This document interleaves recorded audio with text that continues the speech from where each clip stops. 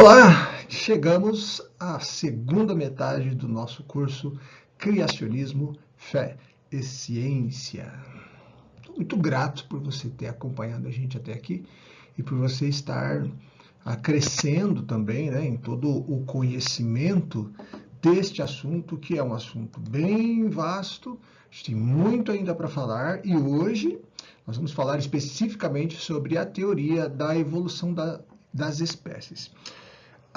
Pessoal, esse aqui não é um assunto que a gente deve se aprofundar no sentido de ciências, porque todas as aulas eu digo e eu lembro cada um de vocês que este aqui é um curso de criacionismo, não é um curso de biologia, ok?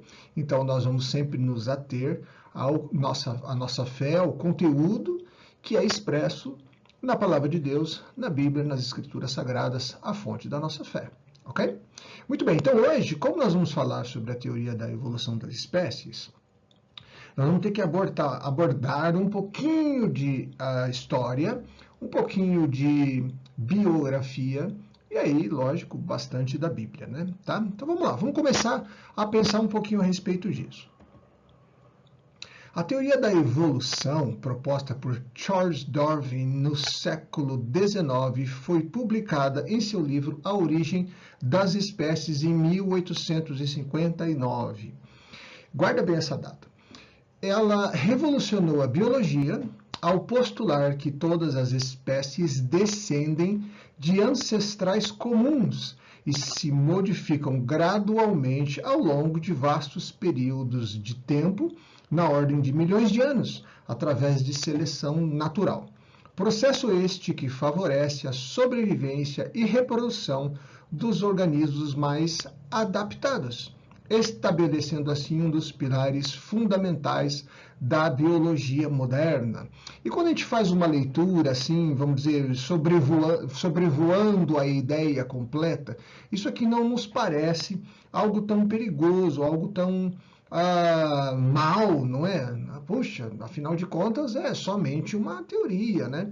Mas o que tem por trás desta teoria, lógico, gente, a gente resumiu isso aqui de uma maneira muito essencial, o que realmente mesmo precisava de estar aqui, a gente colocou, porque a gente resumiu um livro, uma história, todo um avanço científico dentro de um parágrafo com algumas poucas linhas. Então eu entendo que você consiga entender do que nós estamos falando, né? Nós estamos dissecando de uma maneira absurda aqui a coisa, certo?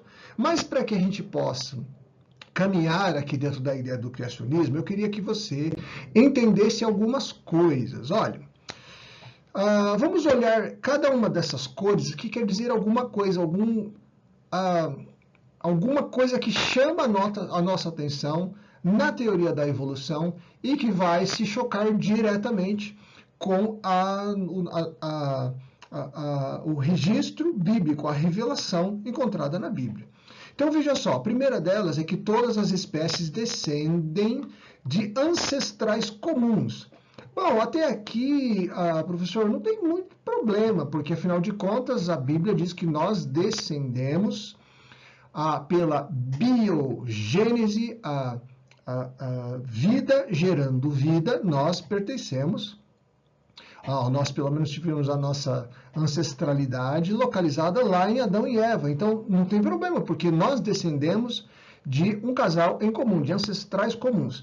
Certo, mas não é exatamente isso que a teoria da evolução está dizendo, né? Ela dizem que as espécies descendem de ancestrais, nós estamos falando de espécies geradas de outra espécie, geradas de outra espécie, e assim chegamos ao mundo como ele se encontra hoje. Então, nós não estamos falando da mesma coisa, certo? Esse é o primeiro ponto. Mas aí você entende melhor nessa segunda parte aqui, ó. Ancestrais comuns que se modificam gradualmente ao longo de vastos períodos de tempo. Esses se modificam gradualmente, nós estamos falando aqui agora de uma espécie gera outra espécie diferente, modificada por evolução. Quando nós estamos falando de se modificam gradualmente ao longo de vastos períodos de tempo, nós estamos nos referindo a uma espécie, por exemplo, peixe, que achou que seria interessante também por necessidade sair da água para buscar modos de sobrevivência na Terra. Então ele se transforma ao longo de vastos períodos de tempo em um réptil. Mas o réptil, ao longo de vários períodos de tempo, vê a necessidade de buscar lugares mais altos para a sua sobrevivência. Então ele começa a se transformar em pássaro. É disso que nós estamos falando, essa modificação gradualmente, espécies ancestrais dentro da teoria da evolução, é isso que nós estamos falando. E veja que nós já falamos sobre isso também várias vezes em outros vídeos. Ok, aí o próximo problema é na ordem de milhões de anos. Esse processo, que saindo desde a primeira ameba até se transformar na forma de vida como nós encontramos hoje na natureza, teria sido necessário milhões de anos. Outro problema. E o processo ainda passa por uma coisa chamada seleção natural. E a seleção natural, segundo Darwin, ou a teoria da evolução das espécies, é onde somente aquelas espécies, ou somente aqueles indivíduos com uma capacidade extrema de adaptação para a sobrevivência é que, de fato, vem a se tornar novas espécies. Então, você tem todos aqueles, o processo que favorece essa sobrevivência e reprodução dos organismos mais adaptados, aqueles que mais têm condições de sobreviver, de superar os obstáculos e dificuldades da sua própria composição existencial para se transformar em uma nova espécie. Ou seja, não são todos os peixes que se transformaram ao longo de milhares e milhares e milhares, somando milhões de anos, em uma nova espécie. Não foram todos os peixes que migraram para se tornar répteis. Somente os mais fortes, somente os com as condições ideais, que teria maior capacidade de adaptação. Ok? Mais um problema aqui.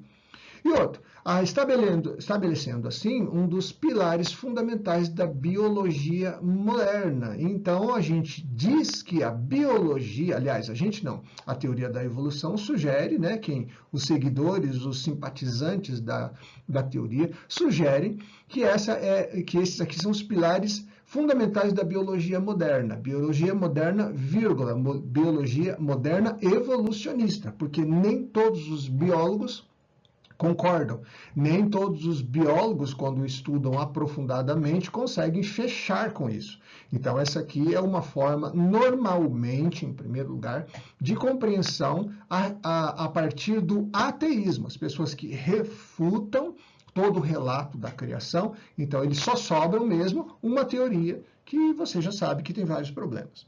Certo? Um outro tipo de categoria, né, uma outra categoria de cientistas que findou aceitando a teoria da evolução são os criacionistas evolucionistas, certo? Ou melhor, desculpe, os evolucionistas teístas, ou o teísmo, adeptos do teísmo evolucionista, ou seja, as pessoas que creem em Deus, mas também creem na evolução das espécies. E essas pessoas, muito provavelmente, vão tentar fazer algum tipo de conciliação entre as duas coisas. E nós já estudamos o suficiente aqui nesse curso para nós sabermos que isso nunca funcionou e nem nunca vai funcionar, ok? Mas isso aqui é só uma introdução. Vamos ver o que mais tem agora.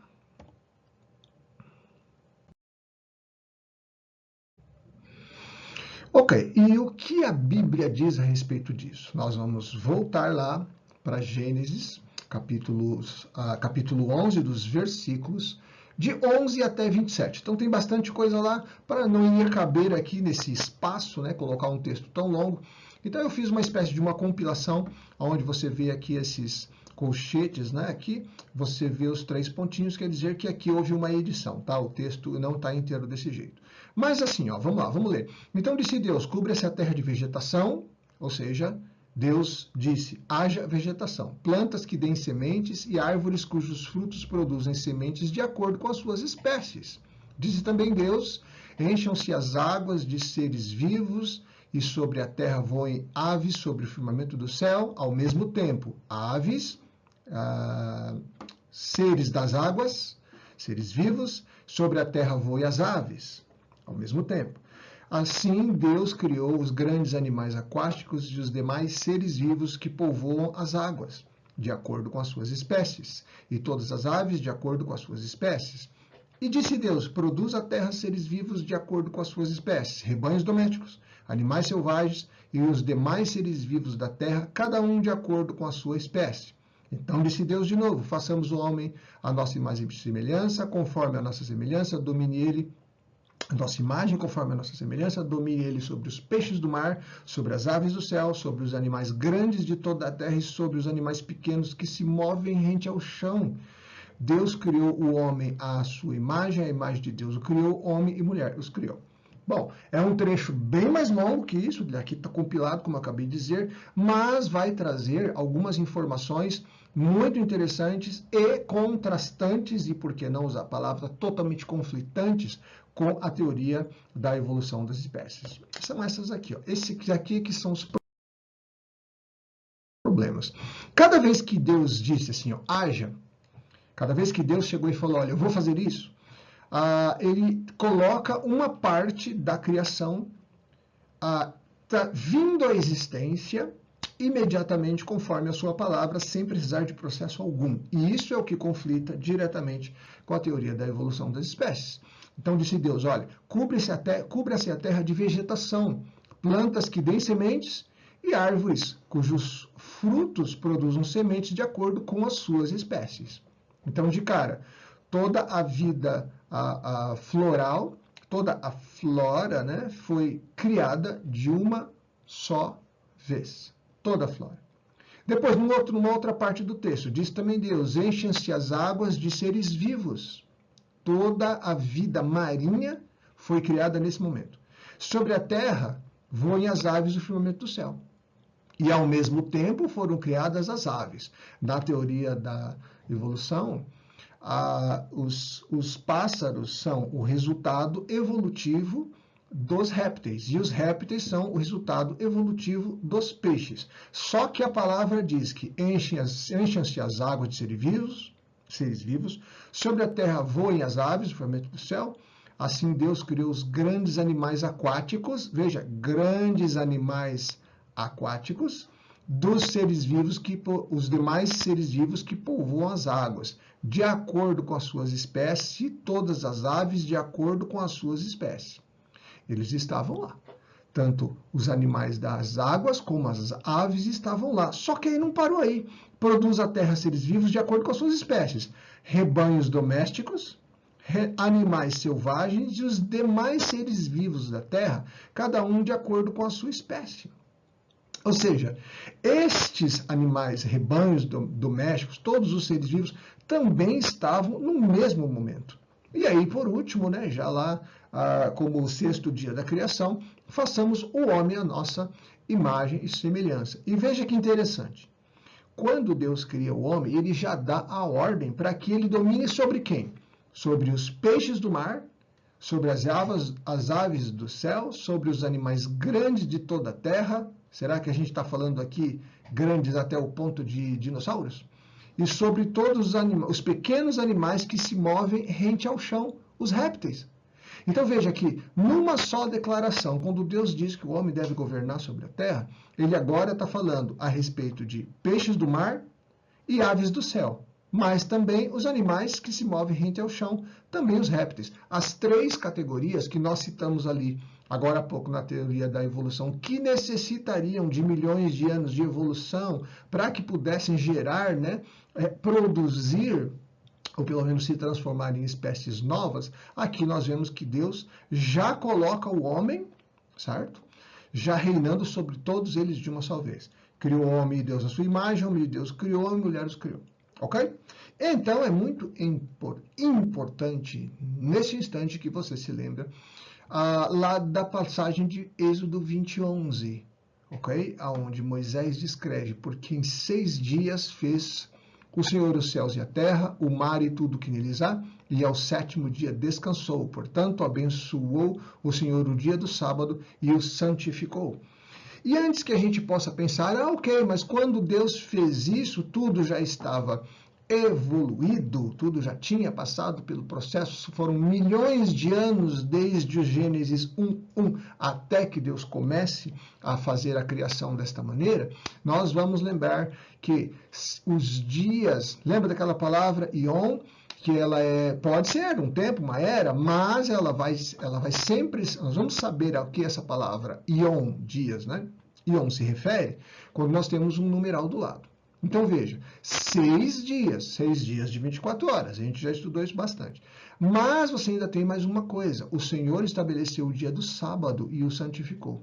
Então toda a história da humanidade é marcada por uma semana de 7 dias, onde o sétimo dia há o descanso, ok? E 6 dias é onde se faz a obra. Deus estabeleceu esse período como uma semana de dias de 24 horas e assim tem sido desde a história da humanidade. Não há nenhum relato de que a semana foi contada de qualquer outra forma que não tenha sido esta aqui. Quando o Senhor termina cada dia de criação, ele diz, fez-se tarde e manhã, e viu então que Deus, que tudo que ele havia criado era muito bom. Okay? Tudo isso aqui é mais revisão, porque a gente já sabe. Mas aqui a gente está vendo, dentro dos versículos, que uma leitura simples de Gênesis faz frente tão completamente à teoria da evolução das espécies. Ok? Mas vamos lá, estamos só começando aqui, ainda tem bastante coisa para a gente ver. Vamos tocar aqui mais um pouquinho.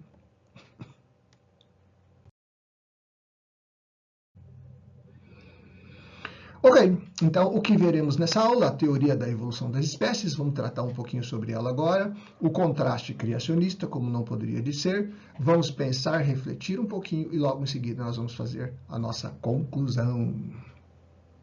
Ok, então vamos falar um pouquinho sobre a origem e depois sobre a teoria. Vamos aprender um pouquinho sobre a vida de Charles Darwin. E olha só que interessante, gente. Vamos aqui, eu fiquei pequenininho, porque aqui vai encher de balãozinho agora, tudo colorido, hein? Vamos lá. Muito bem, Charles Darwin não tinha interesse pela medicina. Mas de onde a gente tira isso? Porque havia uma certa pressão, você vai estudar sobre a história dele, familiar, porque seus pais, tios, outros parentes eram médicos, né? Então ele não tinha interesse pela medicina, e aí a teologia foi vista como uma alternativa. Ele estudou no Christ's College, o Colégio de Cristo, em Cambridge, na Inglaterra. Então é muito interessante que você, primeiro de tudo, saiba que, sim, senhor, Charles Darwin foi para um seminário teológico, certo? Ok, temos que pensar um pouquinho também sobre a Inglaterra do século XIX. Era um país profundamente religioso, sob total influência da Igreja Anglicana. A teologia era essencial para a formação de um intelectual. Então, não se consideraria, no século XIX, que uma pessoa pudesse ser um intelectual de base, respeitado, sem que ele tivesse estudado teologia. Isso aqui nós estamos falando mais no começo do século XIX, logo no princípio do iluminismo. Por quê? Porque a partir de então, tudo que se sabia, todos os avanços que se tinha, estavam sob domínio da igreja. Nós já estudamos isso também, né? Então a igreja está começando, na verdade, ela já está bem passada daquele fator de poder que a igreja tinha quando estava aliada ou casada com o Estado, né? Nós estamos passando aqui agora dessa fase. Então, a igreja, como igreja católica romana, eu estou me referindo agora, falhou no seu papel de ser dirigente também do Estado, certo? Ou pelo menos com toda a influência poderosa que tinha, né? Certo? Muito bem. A conciliação. Inicialmente, Darwin não via conflito entre suas crenças religiosas e seus estudos da natureza. A ciência e a religião coexistiam de forma harmoniosa, no princípio, né? Só que os conflitos, né, que foram acontecendo com o tempo, as pesquisas avançaram e os questionamentos também. Logo, concluiu que a criação divina não era a única explicação possível da origem das espécies. Né? Um pouquinho só de história, gente. Eu não sei se você vai ter interesse de estudar mais sobre a vida dele, mas aqui a gente tem praticamente os 4 pontos aqui que são bem importantes para a gente saber como é que tudo aconteceu. Né? Então, a partir daí, o núcleo aqui da evolução. Todas as espécies, incluindo os seres humanos, descendem de ancestrais comuns e se modificam ao longo do tempo através da seleção natural. Isso que nós acabamos de ver ali, né, na introdução.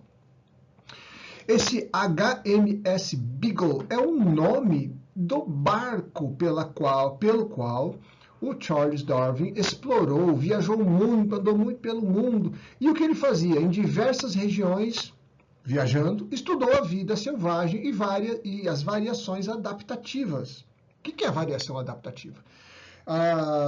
Digamos, 2 canários, um canário amarelo que canta de um jeito e tem o biquinho de um jeito, e um outro canário que tem a penagem um pouco mais talvez esverdeada ou avermelhada, que tem um biquinho de uma forma diferente que canta de outra forma, mas ambos são canários. Então essas são as variações adaptativas que você vai ver nos vídeos. Você sabe, eu sempre indico aqui 1 ou 2 vídeos que são muito importantes para a compreensão do assunto que a gente está estudando.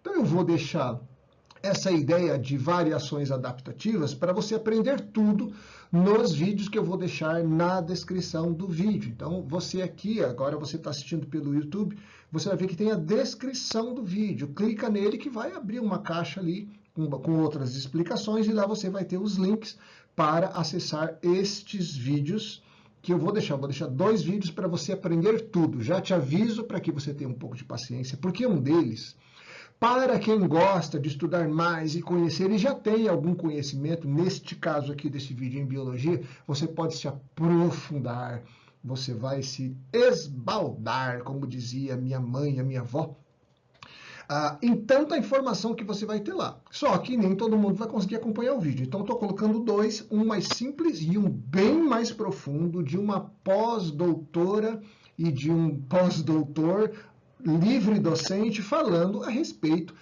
de toda essa questão biológica que envolve a questão da teoria da evolução. Ok?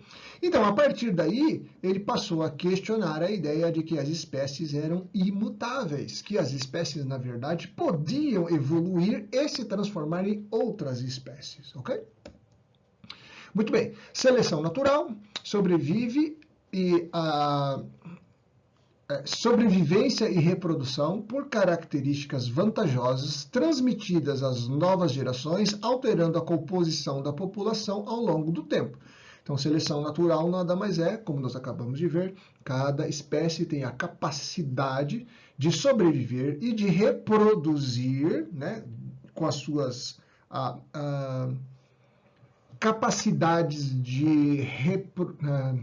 com as suas capacidades de sobreviver e de se adaptar para as novas exigências e necessidades da vida, e essas características elas passam por reprodução para as novas gerações. E cada soma de várias gerações com pequenas mudanças adaptativas fazem com que surjam novas espécies, segundo a explicação da seleção natural. Você está vendo que é bem difícil a gente conseguir escolher palavras específicas para poder explicar melhor e entender melhor cada um dos pontos do nosso assunto aqui. Realmente não é algo muito fácil, mas é possível para todos nós entendermos sem nenhum problema, né, gente? Vamos lá. E então, por último aqui, nessa ideia de origem, todo esse estudo, tudo isso que foi publicado, causou um impacto. A teoria da evolução teve um impacto profundo em diversas áreas do conhecimento, como a biologia, medicina, agricultura e filosofia, entre muitas outras, como nós vamos ver aqui no final desse vídeo, ok? Ok, pessoal, então, só para lembrar, você deve assistir esses 2 vídeos que eu vou aqui deixar o link no final, tá bom? Lá na descrição do vídeo, tá bom? Não esqueça, vamos lá. Prosseguindo.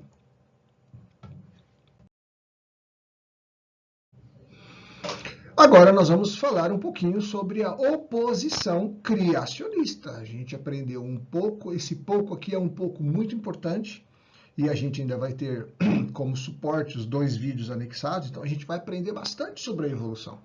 Mas nós vamos ver a oposição também criacionista, certo? Esse aqui é um curso de criacionismo, não de biologia.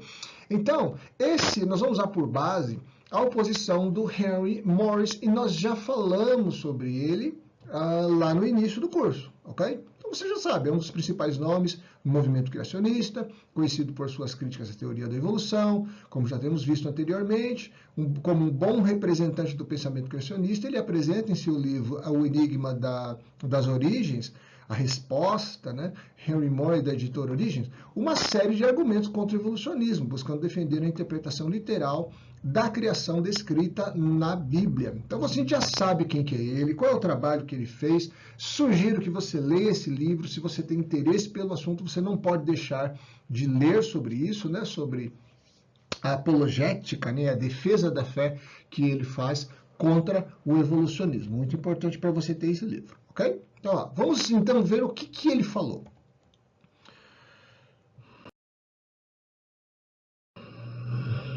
Muito bem. Em primeiro lugar, literalidade. Não estamos falando de defesa da fé? Defende que a narrativa da criação presente no livro de Gênesis deve ser interpretada de forma literal, ou seja, que Deus criou o universo e todas as formas de vida em 6 dias de 24 horas. É isso aqui que a gente crê, é assim que a Bíblia ensina e é assim que a gente permanece. Ok? Muito bem. Vamos ver o que mais. A Terra jovem. A Terra e todas as formas de vida foram criadas há cerca de 6 a 10 mil anos. Ele rejeita as evidências científicas de que apontam para uma idade de trilhões de anos para o planeta e o universo, né? Na verdade, o universo, trilhões de anos, e o planeta, algo perto de 600 milhões de anos. Ok? Muito bem. Que mais? Que mais que ele afirma? O dilúvio universal atribui as grandes formações geológicas e a distribuição de fósseis ao dilúvio universal, como descrito na Bíblia, segundo o que nós estudamos aqui na nossa última aula, argumentando que esse evento catastrófico moldou a superfície da Terra em um curto período de tempo. Sem grandes problemas, acabamos de estudar isso, né, gente? A complexidade irredutível. O que é isso?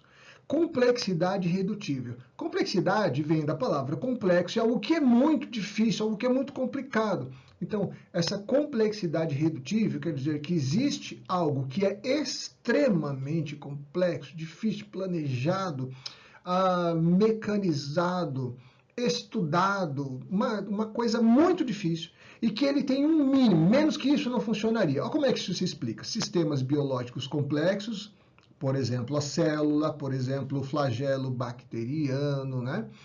Não poderiam surgir por meio de processo gradual de evolução, pois todas as partes precisam estar presentes e funcionando simultaneamente para que o sistema funcione. Então, por exemplo, o sistema de uma célula.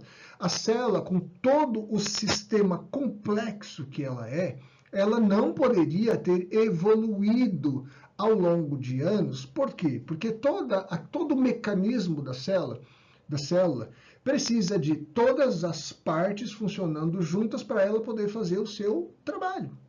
Então, se tivesse uma parte e a outra ainda precisasse de alguns milhares ou milhões de anos para ser evoluído, criado não, né, mas se transformado ao ponto do que seria necessário, então ela simplesmente não evoluiria e não faria o seu trabalho, a sua função.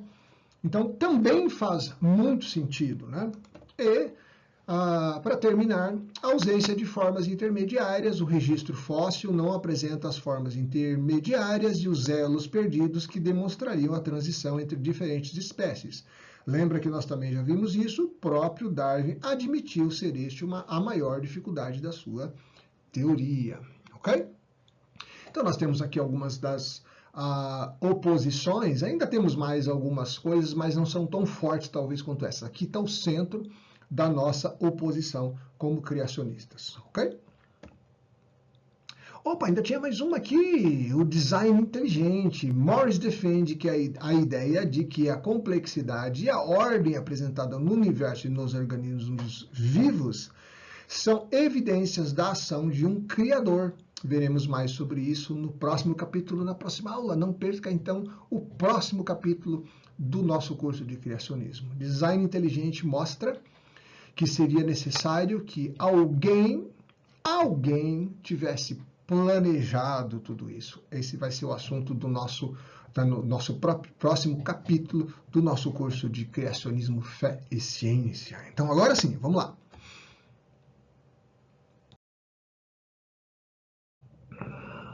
Para refletir, vamos falar sobre o darwinismo social. Tá, a teoria da evolução das espécies, ela foi extremamente teorizada inicialmente. Por quê? Porque Darwin não era um homem de laboratório. Então, ele lidou bastante com o campo das ideias de acordo com a quantidade de evidências que ele tinha colhido. Então, a partir daí, como o campo das ideias era um campo muito forte dentro da sua teoria, pela falta de a experiência laboratorial. Então, dentro desse campo das ideias, as ideias do darwinismo começaram a ganhar vida própria. E aí, no século XIX, aparece o darwinismo social. E o que é isso? É uma ideologia que busca aplicar os princípios da seleção natural à sociedade humana, justificando o imperialismo, a desigualdade social e a discriminação. Sua consequência lógica são os comportamentos violentos e egoístas. Seleção natural, gente. Essa ideia é usada para justificar a ideia de que a força física, mental ou psicológica são formas, note bem essa palavra, genuínas de sobreviver e prosperar.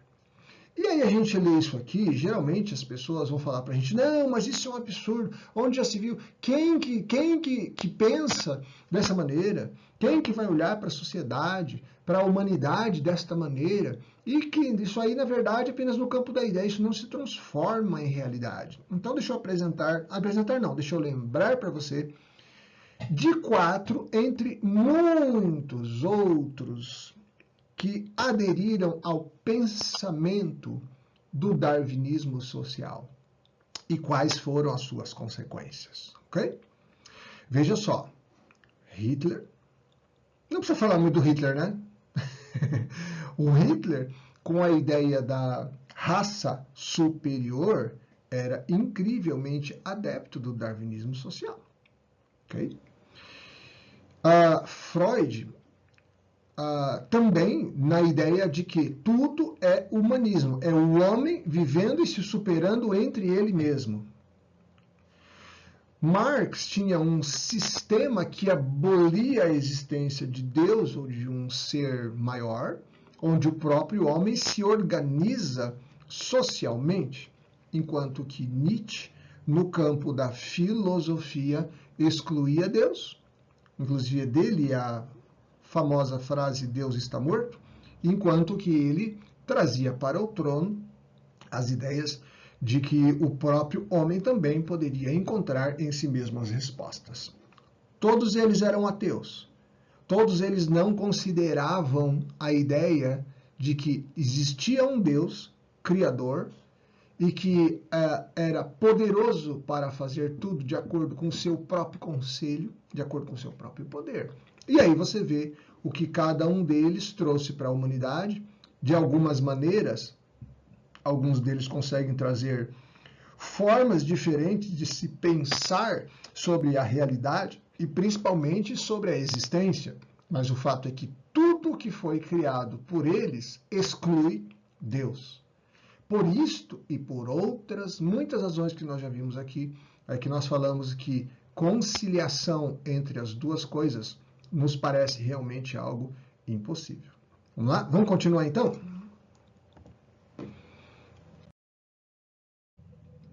Como sempre, nós terminamos a nossa aula falando a respeito de meditando, refletindo, né? Então, para isso, nós vamos usar duas perguntas falando a respeito do nosso tema.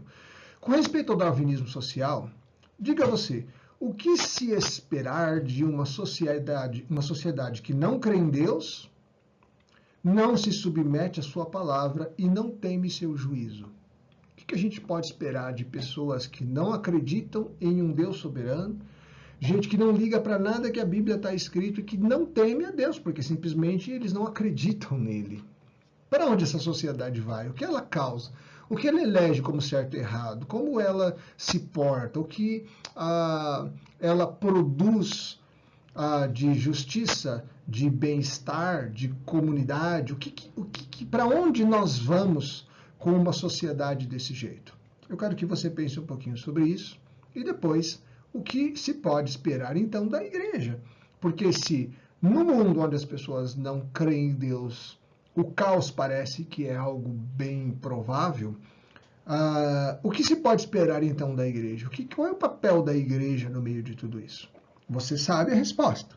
E sempre nós gostamos de dizer que uma maneira sempre certa quando a gente falar mas a igreja deve, eu como igreja devo, nós temos que parar e perguntar o que Deus espera de nós, o que Deus espera de você. O que Deus revelou que é o que nós devemos fazer? Qual o comportamento da igreja? O que é aquele negócio de ser sal e luz?